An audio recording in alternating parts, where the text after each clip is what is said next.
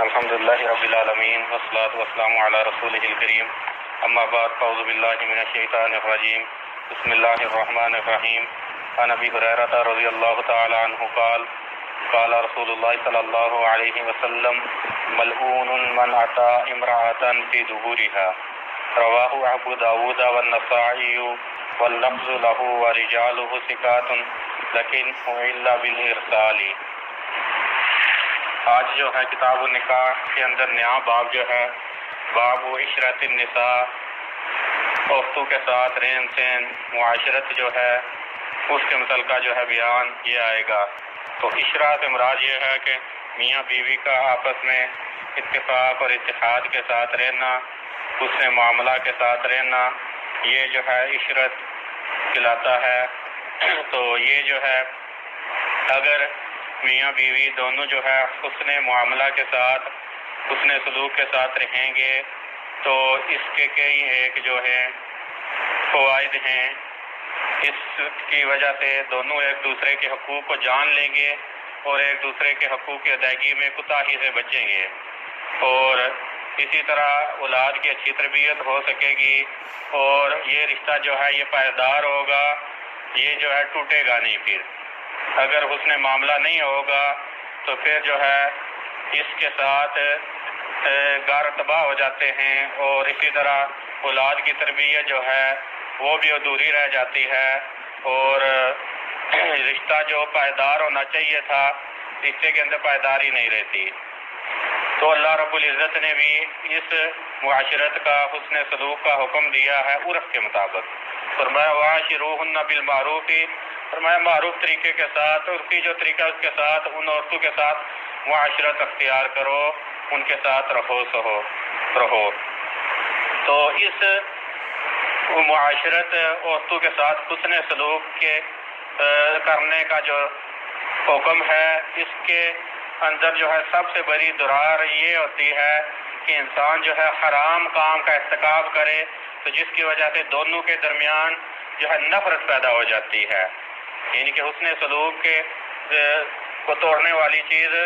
حرام کا ارتکاب ہے، کہ اگر حرام کا ارتکاب ہوگا تو پھر یہ رشتہ جو ہے یہ جس کے اندر حسن معاملہ کا حکم ہے، حسن سلوک کا حکم ہے، تو پھر یہ جو ہے حسن سلوک نہیں رہے گا، بلکہ حسن سلوک کے اندر دراریں پڑ جائیں گی۔ تو اس باب کے اندر جو ہے حافظ ابن حجر کئی طرح کی چیزیں لائیں گے، یہ کہ عورتوں کے ساتھ اچھے سلوک کے ساتھ رہنا، اور یہ بھی طریقہ لائیں گے کہ عورتوں کے ساتھ جو تعلق قائم کرنا ہے، یعنی کہ نکاح کا مقصد یہ ہوتا ہے کہ انسان جو ہے تسکین حاصل کرے۔ جو عورت کے ساتھ تعلق قائم کرنا ہے اس کے بھی شریعت نے طریقے مقرر کر دیے ہیں۔ یعنی شریعت نے انسان کو جو ہے حیوانوں کی طرح نہیں چھوڑا کہ جس طرح مرضی جو ہے وہ یہ تعلق قائم کرتے پھریں، مغرب کی طرح نہیں چھوڑا، بلکہ شریعت نے اس کے کچھ اصول قواعد بیان کر دیے ہیں، شریعت نے طریقے بیان کر دیے ہیں۔ کیا شریعت اسلامیہ ایک ایسی شریعت ہے کہ جس کے اوپر ہمیں فخر ہے کہ جس نے کوئی چیز چھوڑی نہیں ہے، ہماری ساری رہنمائی کر دی ہے۔ ہاں ہماری جو ہے کوتاہی ہو سکتا ہے کہ ہم جانیں نہ کسی چیز کو، لیکن شریعت نے نہیں چھوڑا کسی چیز کو، اور شریعت جو ہے ان معاملوں کے اندر شرم و حیا سے بھی نہیں روکتی، کیونکہ اللہ کے نبی صلی اللہ علیہ وسلم اس طرح کے جب مسائل بیان کرتے میاں بیوی کا آپس میں تعلق کا، تو اکثر یہ بھی فرما دیا کرتے ان اللہ لا یستحی من الحق، اللہ حق سے نہیں حیا کرتا، شرماتا۔ تو آگے پھر نبی صلی اللہ علیہ وسلم مسئلہ بیان کر دیتے۔ حافظ ابن حجر جو ہے اس باب کے اندر پہلی روایت جو لائے ہیں وہ یہ لائے ہیں کہ عورت کے ساتھ جو جماع کیا جائے گا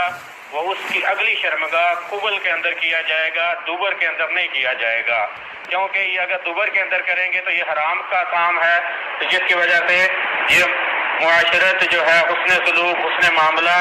یہ قائم نہیں رہ سکے گا۔ تو حافظ ابن حجر سیدنا ابو ہریرہ رضی اللہ تعالیٰ عنہ سے روایت لائے ہیں کہ رسول اللہ صلی اللہ علیہ وسلم نے فرمایا کہ ملعون من اتی امرأۃ فی دبرها، فرمایا کہ ملعون ہے وہ آدمی جو عورت کے پاس اس کی پشت دوبر سے آئے، دوبر میں آئے۔ یہ روایت جو سنن ابی داؤد سنن نسائی میں ہے، اور الفاظ جو حافظ ابن حجر لائے ہیں وہ سنن نسائی کے لائے ہیں۔ اور اس کے راوی جو ہے ثقہ ہیں، لیکن الا بالارسال، اس کو مرسل ہونے کی علت بیان کی گئی ہے۔ تو اسی طرح اس موضوع کے متعلقہ دوسری روایت حافظ ابن حجر لائے ہیں کہ رسول اللہ صلی اللہ حضرت عبداللہ بن عباس رضی اللہ تعالیٰ عنہما بیان کرتے ہیں کہ رسول اللہ صلی اللہ علیہ وسلم نے فرمایا کہ اللہ تعالیٰ اس آدمی کی طرف نہیں دیکھتا جو کسی مرد کے پاس یا عورت کے پاس اس کے دوبر میں آتا ہے، یعنی کہ حرام کام کا ارتکاب کرتا ہے۔ یہ روایت جو ہے سنن نسائی کے اندر ہے، جامع ترمذی میں ہے، اور امام ابن حبان بھی اس کو لائے ہیں، اور اسی طرح کہتے ہیں کہ اس کے موقوف ہونے کی علت بیان کی گئی، یعنی کہ اس روایت کے بارے میں کہا گیا کہ یہ نبی صلی اللہ علیہ وسلم کی بات نہیں بلکہ یہ صحابی رسول حضرت عبداللہ بن عباس رضی اللہ تعالیٰ عنہما کی یہ بات ہے، لیکن یہ نبی صلی اللہ علیہ وسلم کی مرفوع روایت بھی ثابت ہے، سنن دارمی کے اندر ہے کہ اللہ کے نبی صلی اللہ علیہ وسلم نے فرمایا من اتی امرأتہ من دبورها لم ينظر اللہ الیہ یوم القیامہ، فرمایا کہ جو اپنی عورت کے پاس اس کی پشت میں آئے، اس کے دوبر میں آئے، تو اللہ رب العزت اس کی طرف قیامت کے دن دیکھے گا نہیں۔ اصل میں شریعت نے جو ہے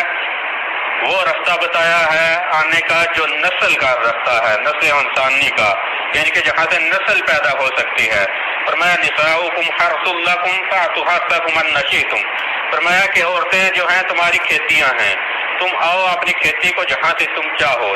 یعنی کہ جس کیفیت سے چاہو، لیکن رستہ ایک استعمال کرنا ہے، یعنی کہ کھیتی کیا ہوتی ہے؟ فصل دیتی ہے، تو لہذا یعنی کہ جہاں سے نسل انسانی پیدا ہونی ہے اسی شرمگاہ کے اندر جو ہے تعلق قائم کرنے کا شریعت نے بتایا ہے۔ اس کے علاوہ جو ہے دوبر میں جو ہے تعلق قائم کرنا شریعت اسلامیہ اس سے روکتی ہے۔ یہ گندا غلیظ ترین فعل ہے، کیونکہ یہ لوط علیہ السلام کی جو قوم تھی وہ یہ ایسا گندا کام کیا کرتی تھی کہ وہ مردوں کے دوبر میں جو ہے بدفعلی کیا کرتے، تو یہ گندگی والا کام ہے۔ تو اللہ رب العزت نے یہ ان کا قول نقل کیا ہے۔ لوط علیہ السلام کی قوم کہنے لگی، قالوا، انہوں نے کہا، اخرجوا آل لوط من قریتکم، انہوں نے کہا کہ آل لوط کو تم اپنی بستی سے نکال دو، کیوں؟ انہم اناس یتطہرون، کیونکہ وہ ایسے لوگ ہیں وہ بڑے پاک باز بنتے ہیں، وہ اپنے پاک کو پاک باز صاف ستھرے سمجھتے ہیں، تو لہذا یہ گندا غلیظ کام ہے۔ یعنی کہ انہوں نے بھی سمجھا جی کہ ہم گندے ہیں، آل لوط جو ہیں یہ اپنے آپ کو بڑے پاک دامن سمجھتے ہیں، لہذا ان کو اپنی بستی سے نکال دو۔ تو اسی طرح ایک یہ بھی ہے کہ ایسا کام کرنے سے جو ہے کہ بیماریاں، مختلف قسم کی بیماریاں جو ہیں پیدا ہوتی ہیں، یہ حرام کام ارتکاب کرنے کی وجہ سے، یعنی کہ اس حرام کام دوبر میں جماع کرنے کی وجہ سے کئی جو ہیں غلیظ بیماریاں پیدا ہوتی ہیں۔ اس روایت جو پہلی روایت مبارکہ تھی اس کے مرسل ہونے کی علت بیان کی گئی تھی۔ تو مرسل جو ہے دو قسم کی ہوتی ہے۔ مرسل ایک یہ ہوتی ہے کہ ایک صحابی نے نبی صلی اللہ علیہ وسلم سے بات سنی، اس نے دوسرے صحابی کو بیان کی، تو دوسرے صحابی جو دوسرا صحابی ہے اس نے ڈائریکٹ نہیں سنی تھی بلکہ ایک صحابی کے واسطے سے بات سنی تھی، تو وہ جب بیان کرتا ہے تو درمیان میں جو صحابی نے اسے بیان کیا تھا صحابی کا واسطہ چھوڑ دیتا ہے، یہ بھی مرسل ہے۔ تو یہ جو مرسل ہوتی ہے یہ قابل حجت ہوتی ہے، یعنی کہ اگر کوئی صحابی روایت کو بیان کرنے والے کسی صحابی کو چھوڑ دے، ڈائریکٹ نبی صلی اللہ علیہ وسلم سے بیان کرے، تو یہ روایت مقبول ہوتی ہے، ایسی روایت صحیح ہوتی ہے، کیونکہ سارے صحابی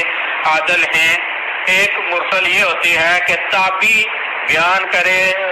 ڈائریکٹ نبی صلی اللہ علیہ وسلم سے، درمیان سے صحابی کا واسطہ چھوڑ دے، یہ روایت ضعیف ہوتی ہے، کیونکہ تابعی جو ہیں ان کے بارے میں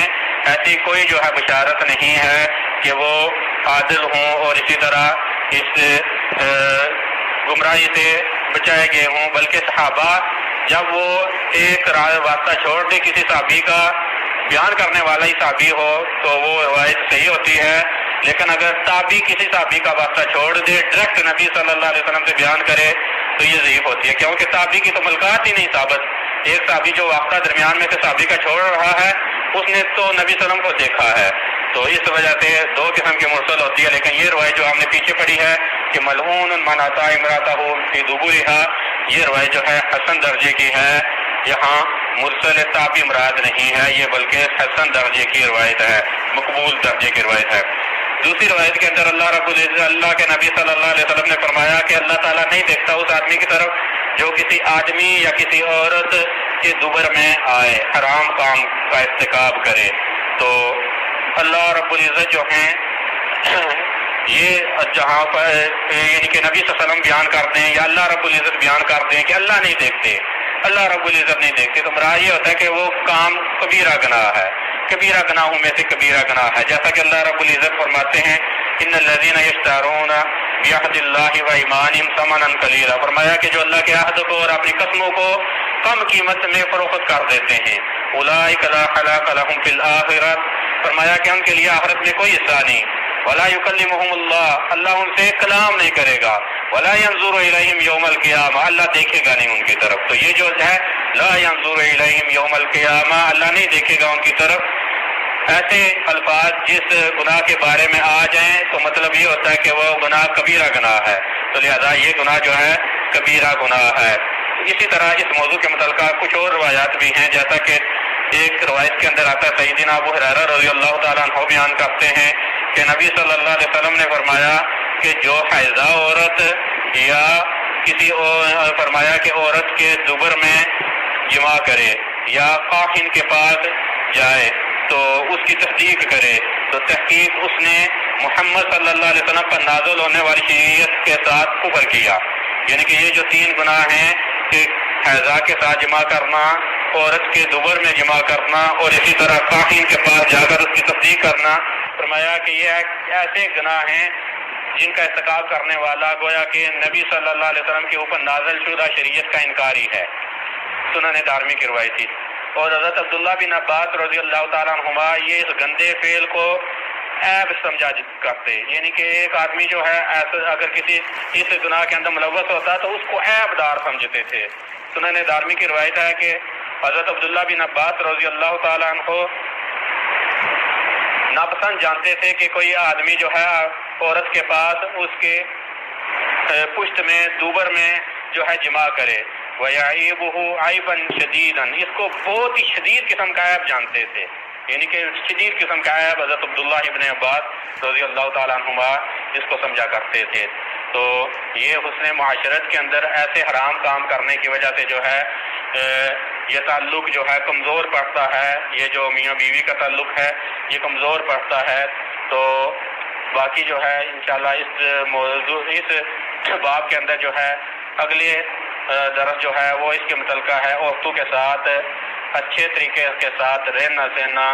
جو ہے یہ شریعت اس کا حکم دیتی ہے، عورتوں کے ساتھ اچھا رہنے کا طریقہ اختیار کیا جائے۔ تو یہ انشاءاللہ کل بیان ہوگا۔ واستغفر اللہ لی